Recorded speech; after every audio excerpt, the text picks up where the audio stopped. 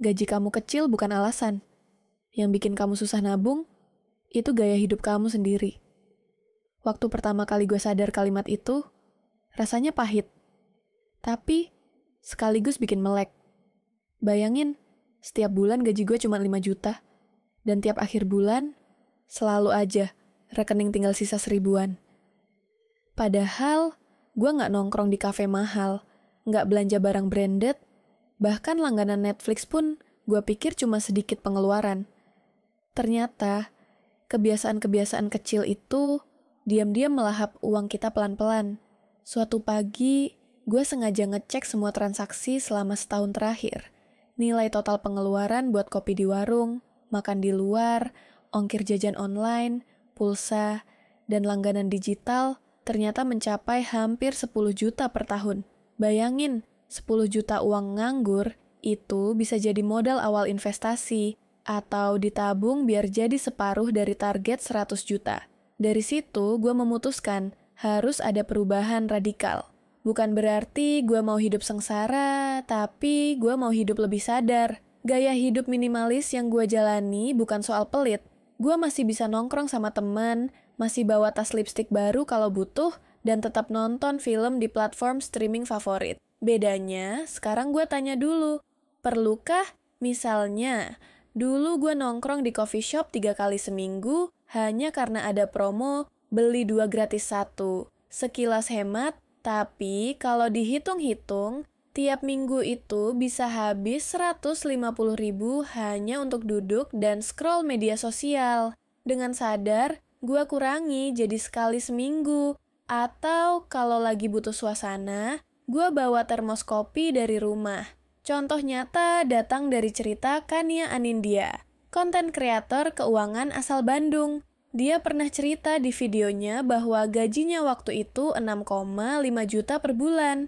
Kebanyakan orang mungkin mikir, masa iya cukup? Tapi Kania membuktikan bisa nabung dan investasi lebih dari 100 juta dalam 13 bulan. Rahasianya, dia tinggal di kosan sederhana, masak sendiri, dan menjual barang yang sudah lama tersimpan di lemari. Dari kamera jadul sampai baju yang cuma dipakai sekali. Setiap awal bulan, dia auto debit 3 juta ke rekening tabungan yang sulit diakses, sisanya dipakai buat hidup.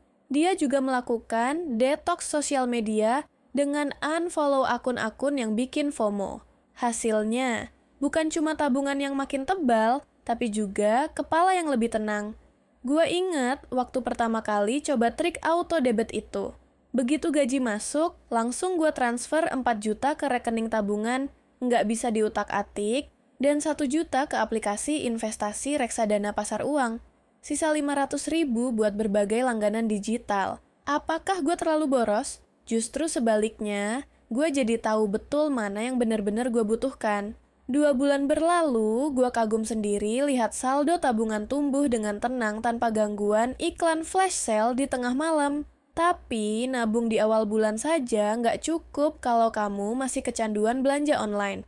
Setiap lihat flash sale, rasanya dag-dig-dog. Padahal barang yang dibeli seringnya cuma akal-akalan promosi.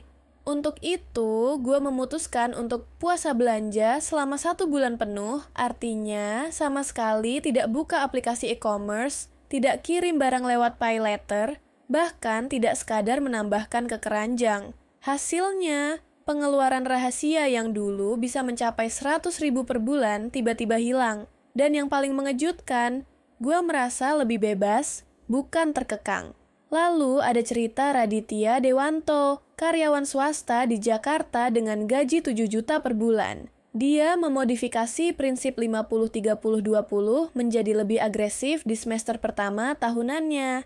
50% untuk kebutuhan pokok, 40% langsung jadi tabungan, dan hanya 10% buat hiburan atau self-reward. Selama 6 bulan pertama, dia tidak beli gadget baru, tidak nongkrong di mall, dan menahan diri untuk tidak upgrade layanan streaming. Di waktu bersamaan, dia mencoba cari side income sebagai penulis lepas lewat platform online, dan sukses menyisihkan tambahan 2 juta rupiah tiap bulan. Dalam 10 bulan, dia sudah mengumpulkan 94 juta. Lalu bonus dan THR menambal sisa untuk mencapai 100 juta. Semua itu terjadi karena satu hal. Dia mengendalikan gaya hidupnya, bukan sebaliknya. Langkah-langkah yang bisa kamu tiru dari cerita gua, Kania, dan Raditya sebenarnya sederhana. Pertama, hitung biaya hidup minimum tulis semua pengeluaran wajib, sewa, makan, transportasi, pulsa, listrik, lalu kurangi sampai batas paling efisien yang masih nyaman. Mungkin buat kamu itu 3 juta per bulan, mungkin lebih. Intinya, jangan pernah hidup melebihi garis itu. Kedua, otomatisasi. Menabung di awal bulan begitu gaji tiba, langsung setorkan ke tabungan. Anggap saja itu gaji baru kamu untuk sisa hidup. Kalau perlu, pakai bank digital yang menyediakan kantong-kantong terpisah agar uang tabungan tak tergoda untuk dipakai. Ketiga, detox media sosial. Unfollow akun-akun fashion, gadget, traveling yang bikin kamu FOMO dan membeli barang yang sebenarnya tak terlalu dibutuhkan. Matikan notifikasi promo e-commerce, atau lebih ekstrim, install aplikasi pemblokir saat jam tertentu. Keempat, jual barang nganggur. Lihat lemari, gudang, atau rak buku. Pasti ada barang yang cuma dipakai sekali atau malah tidak sama sekali. Jual melalui platform online dan masukkan hasilnya ke tabungan atau investasi. Kelima, side income cerdas. Jika target menabung 8,3 juta per bulan terasa berat, pertimbangkan cara menambah penghasilan. Bisa menulis lepas, desain grafis, mengajar online, dropship, atau bahkan memanfaatkan hobi menjadi uang.